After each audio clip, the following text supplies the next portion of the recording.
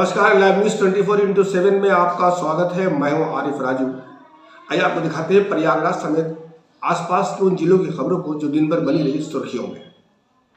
प्रयागराज पहुंचे बीजेपी के वरिष्ठ नेता और पूर्व केंद्रीय मंत्री मुख्तार अब्बास नकवी ने दिल्ली में विधायकों की खरीद फरोख्त मामले में सीएम केजरीवाल और मंत्री आतिशी को क्राइम ब्रांच से नोटिस जारी होने और इस पर मची सियासी हायतौबा पर तल्ख टिप्पणी करते हुए विपक्षी इंडिया गठबंधन पर निशाना साधा है।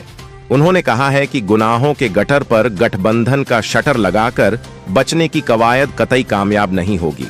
गठबंधन के शटर वाले लोग गुनाहों के गटर में डूबे हुए हैं। ऐसे में मोदी सरकार की करप्शन पर जीरो टॉलरेंस की नीति से खुद को बचा नहीं पाएंगे और गलत करने वाले को जेल जाना ही होगा।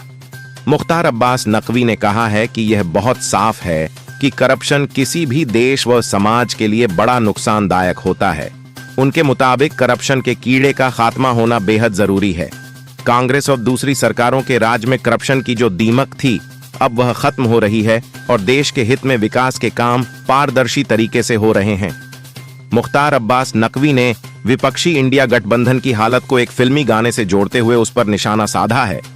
उन्होंने फिल्म दिल अपना और प्रीत पराई में लता मंगेशकर द्वारा गाए गए गीत को सुनाते हुए कहा है, अजीब दास्तां है ये, कहां शुरू कहां खत्म, ये मंजिलें हैं कौन सी, ना वह समझ सके ना हम। जो एक पूरे देश में माहौल दिखाई पड़ रहा है और ख़ास तौर से जो सो कॉल्ड गठबंधन है, वो गठबंधन जो है वो आज की तारीख में गठबंधन बनने से पहले एक वो गाना है ना कि अजीब दास्तां है ये, कहाँ शुरू कहाँ ख़त्म, तो पता ही नहीं चल रहा है कि कहाँ शुरू हुआ और कहाँ ख़त्म हो गया।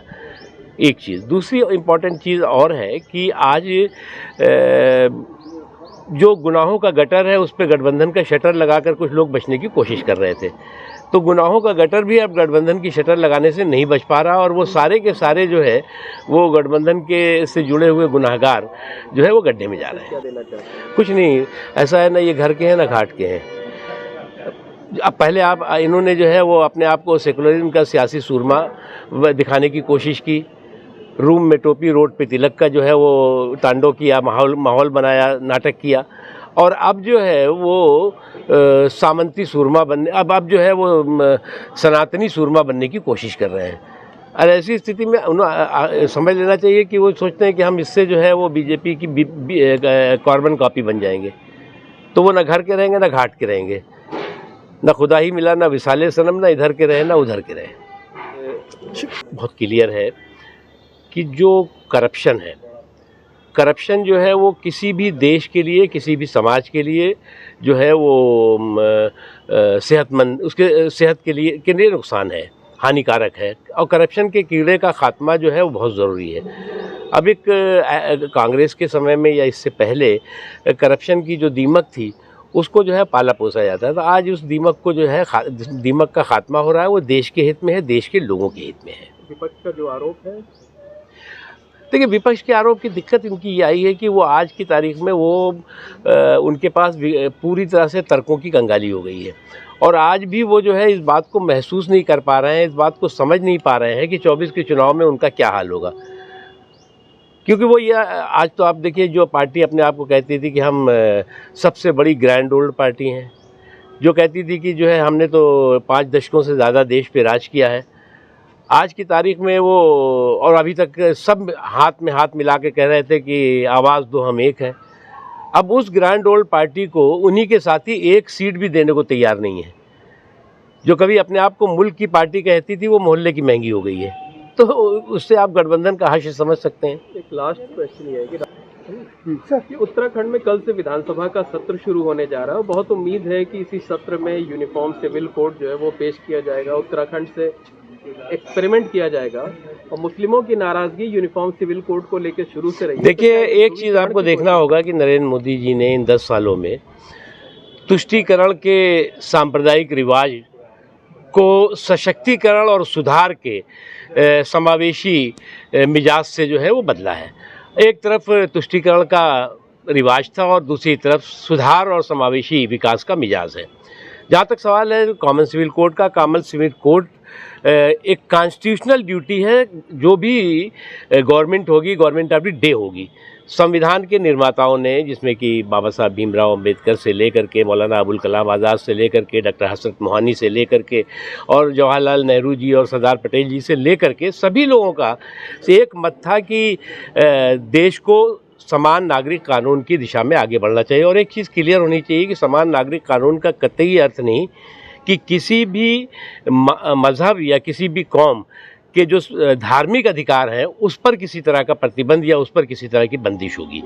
केवल जो है वो सिविल जो कानून है वो समान होंगे। लेकिन इससे वोटों का ध्रुवीकरण होगा, चुनाव में मुद्दा बनेगा।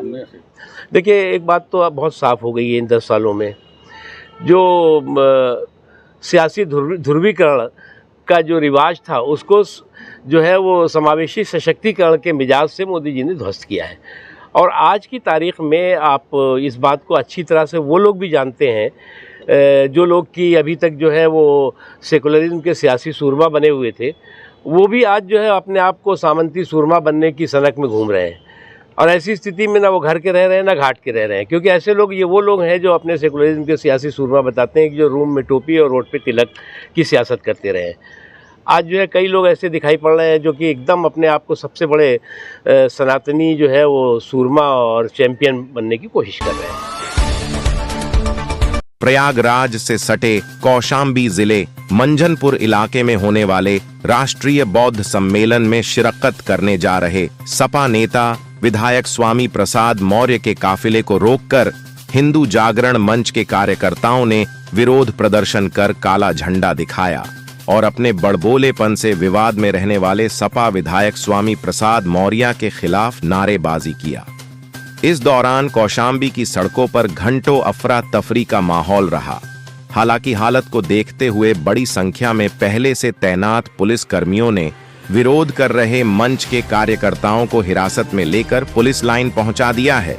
फिलहाल पुलिस अफसरों ने इलाके में भारी पुलिस बल तैनात कर दिया है।